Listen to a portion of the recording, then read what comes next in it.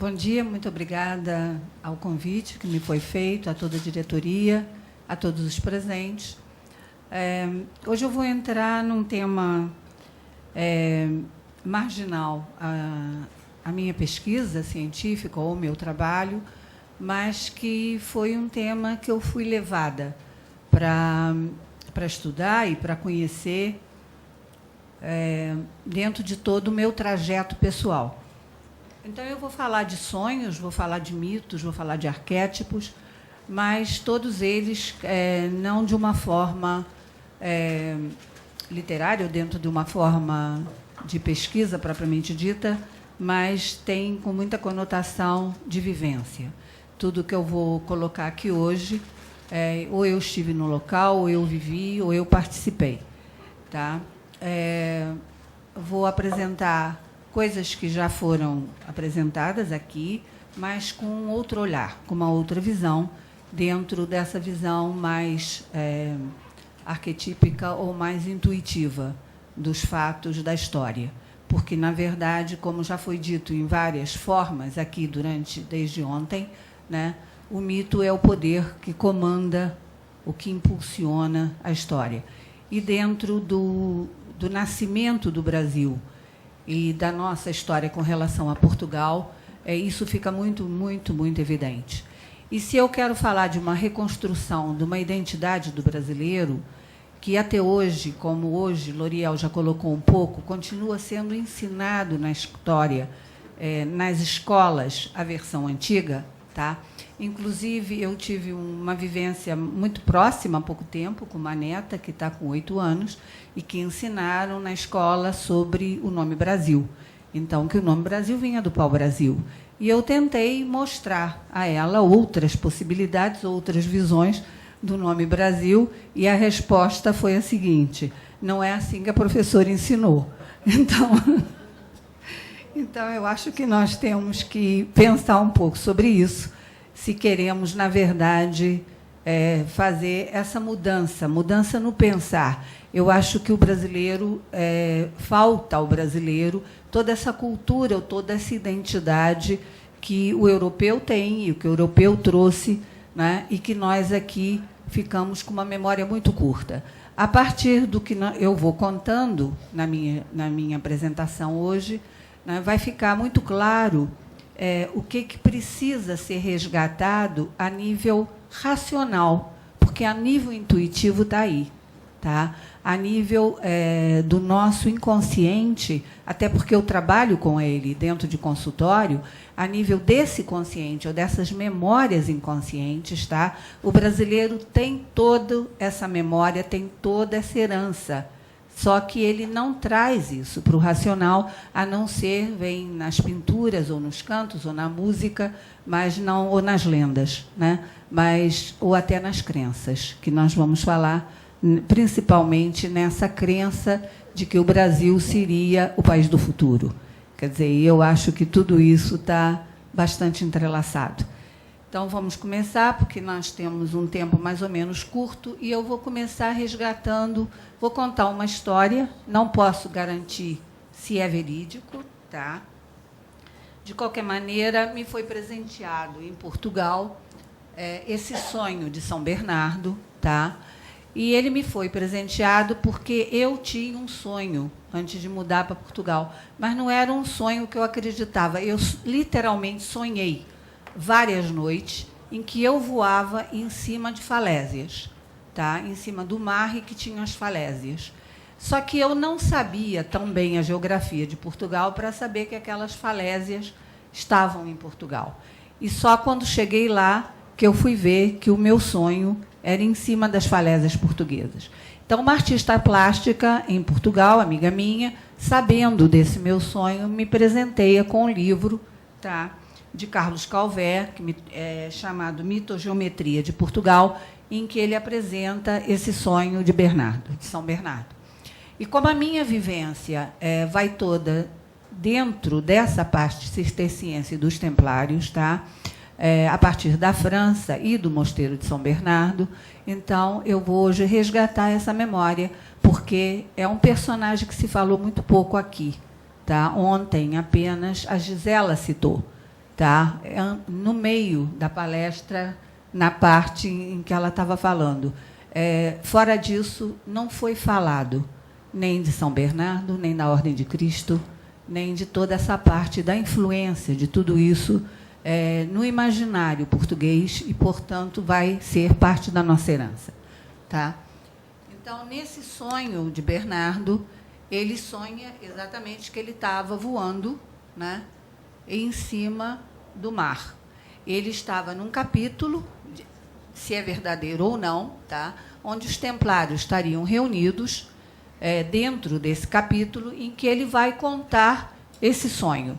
Tá? Continuando. O seguinte. Aí é só para mostrar São Bernardo, mostra o seguinte. Aí continua o sonho. Então, ele voava em cima do mar, tá?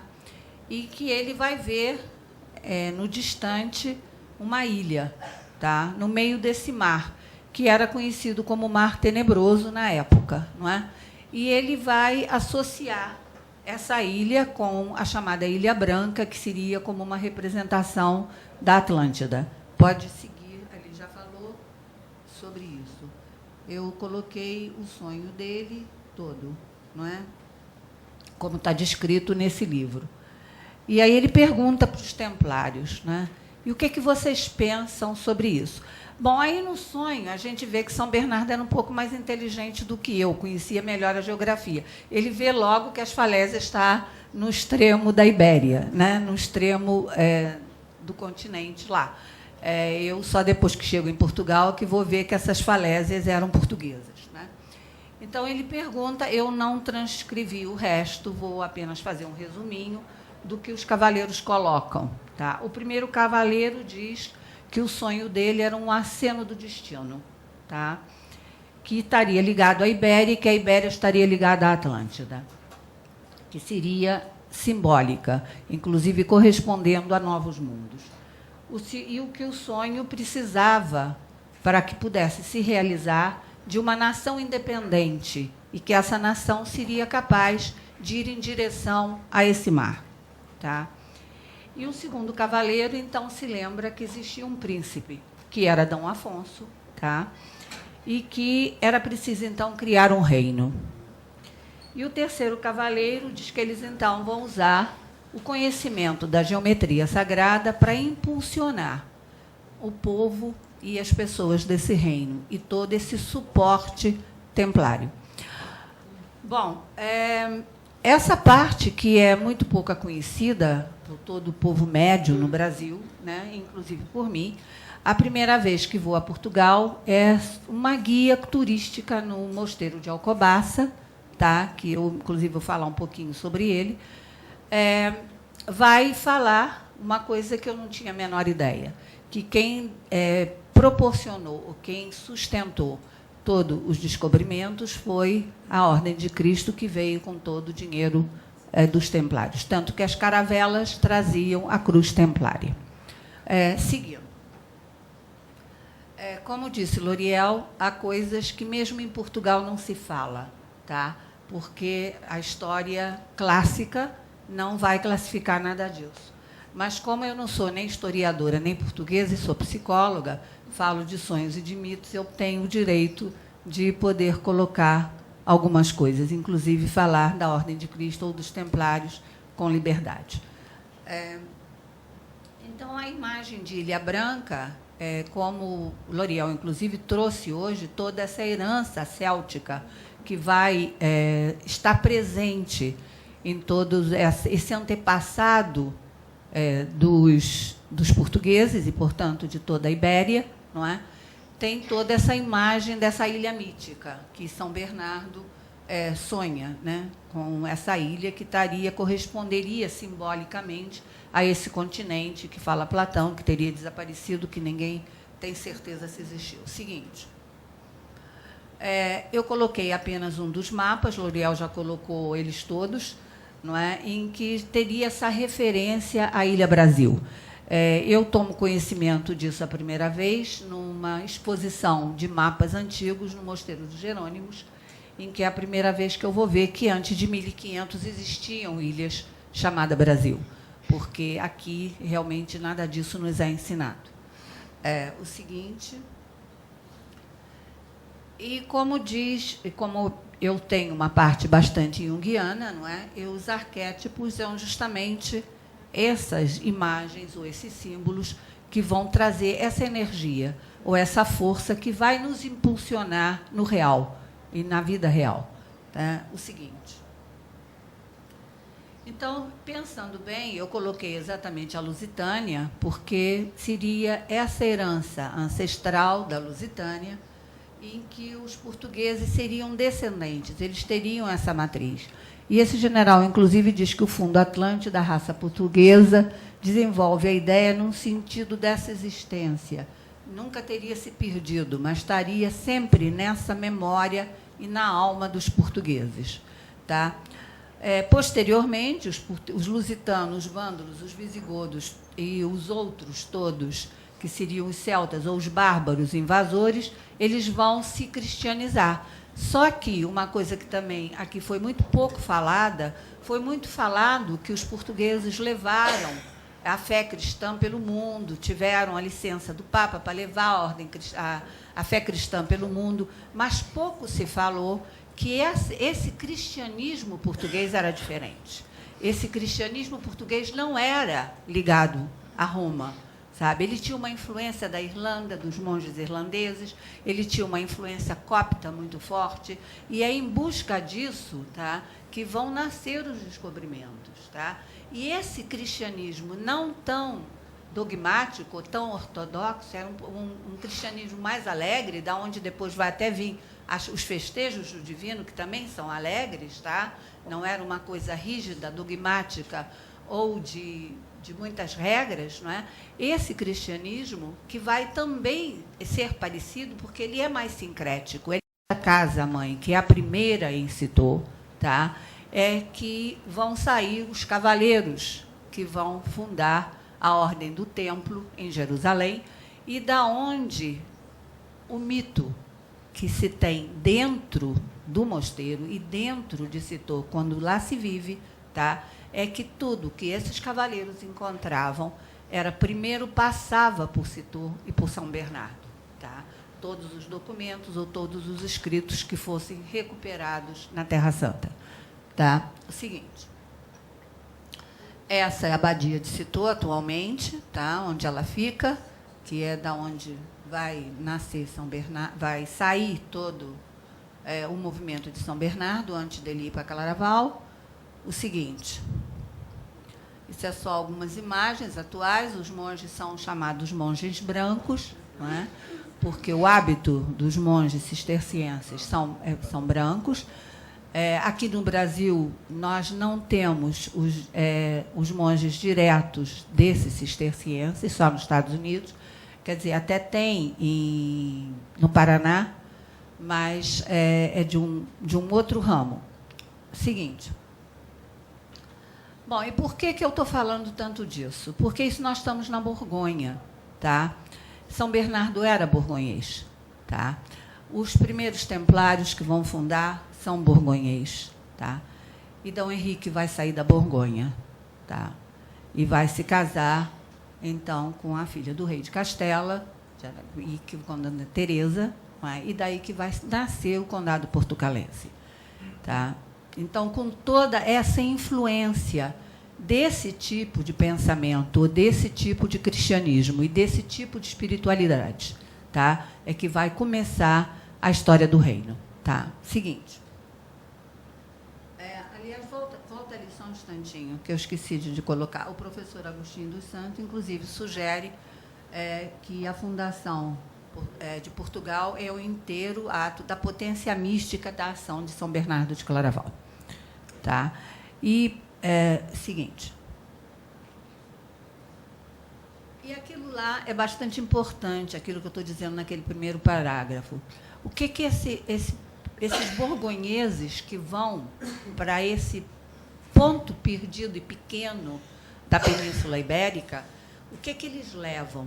Eles, ao levar esse tipo de conhecimento, esse tipo de saber, essa sabedoria oculta e que eles foram recuperando, inclusive na Terra Santa, eles vão estimular tá? O inconsciente coletivo desse povo que já era céltico, que já tinha toda essa herança céltica e atlântica, tá? E é isso que vai dar a força na parte espiritual e energética para acontecer o que vai acontecer depois dessa fundação desse reino e a seguir, que vai terminar nos descobrimentos, tá? Seguinte. Inclusive, eu coloquei ali que para René Guénon, né, porque toda essa parte que o L'Oréal também colocou, de Portugal como Porto do Grau, e toda essa história da busca do grau ligada a Portugal, né, São Bernardo é mesmo chamado de como a representação de Galás, porque uma das lendas do grau vai vir também de monges cistercienses. Tá? Isso eu só coloquei, a parte da Biblioteca de Alexandria, como um exemplo de saber. Tá? Então, também tem em Citeaux essa lenda. Em Citeaux tem uma coisa muito interessante. Do mosteiro antigo, só restam as paredes da biblioteca, que eles não derrubam, tá? Porque aquilo simboliza que o saber está ali. Tá?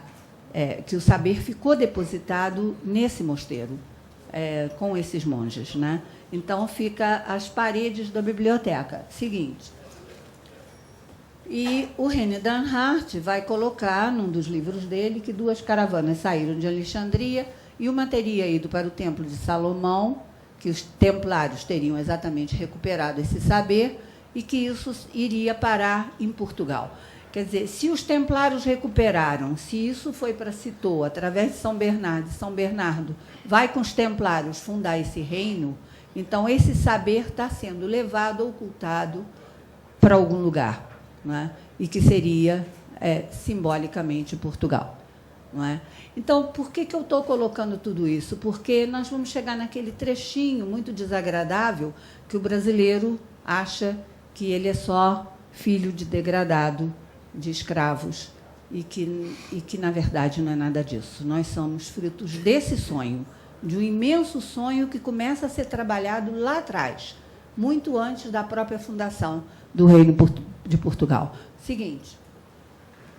Então, aqui é só lembrando sobre a ordem dos templários, né? Quem constitui os cavaleiros. Muita gente sabe, muita gente não, por isso eu só coloquei essa lembrança. Essa parte do Paulo Loção eu não sei, por isso mesmo coloquei que é ele que diz. De qualquer maneira, o que eu sei é que eles vão recuperar sabedorias, porque eles, depois que eles ficam muito tempo lá na Terra Santa, vai ser doado para eles ficarem onde era o antigo Templo de Salomão.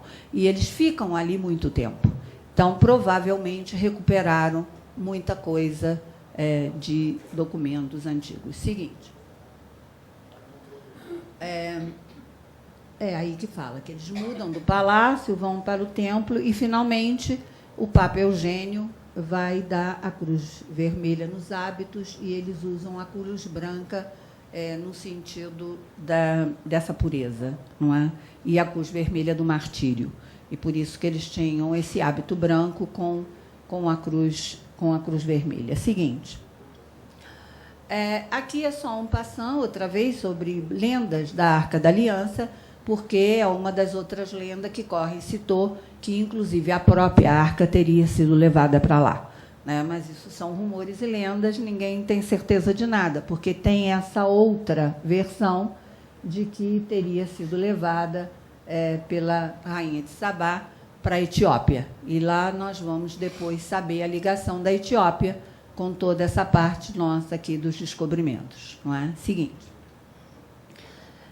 Isso dentro de que se teria ficado lá, teriam igrejas lá construídas, inclusive debaixo da terra, que seriam para esconder determinadas coisas. Não é? Seguinte. Bom, agora, então, nós vamos entrar na parte mais ligada a Portugal, diretamente, né?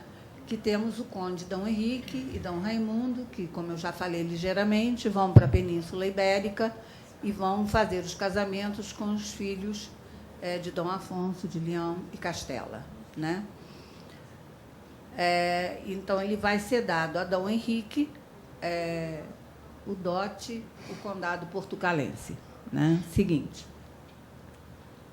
E como nós vimos, Dom Henrique foi da Borgonha, mas não só vai ele para a Borgonha, como nós vamos ver depois a seguir, que vão outros cavaleiros, todos ligados a esse tipo de pensamento e de espiritualidade lá de São Bernardo e da Borgonha.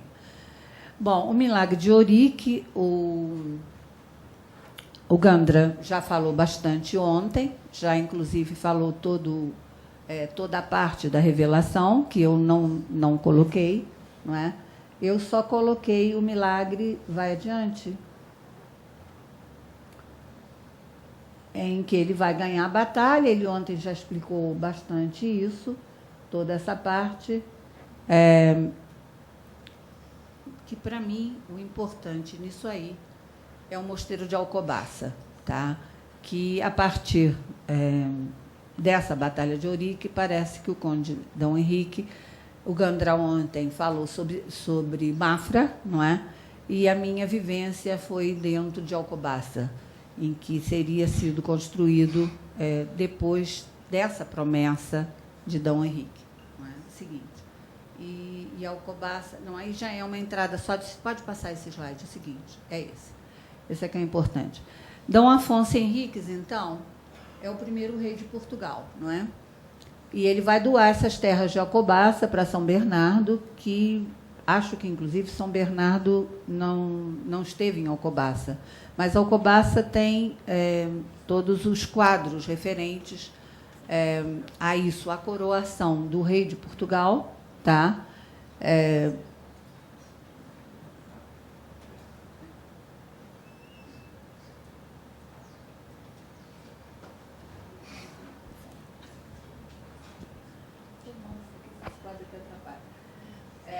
Dom Afonso Henriques fica a dever a aprovação a São Bernardo como patrono espiritual do reino. E tem aqui essa foto, que aqui está pequena, não dá para...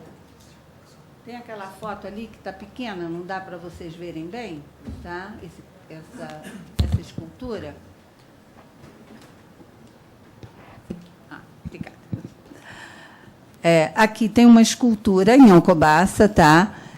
Na Sala dos Reis, em que vê-se a imagem de São Bernardo e do Papa Eugênio III coroando o rei de Portugal. Tá? Daí toda a importância disso e desse tipo de espiritualidade em toda essa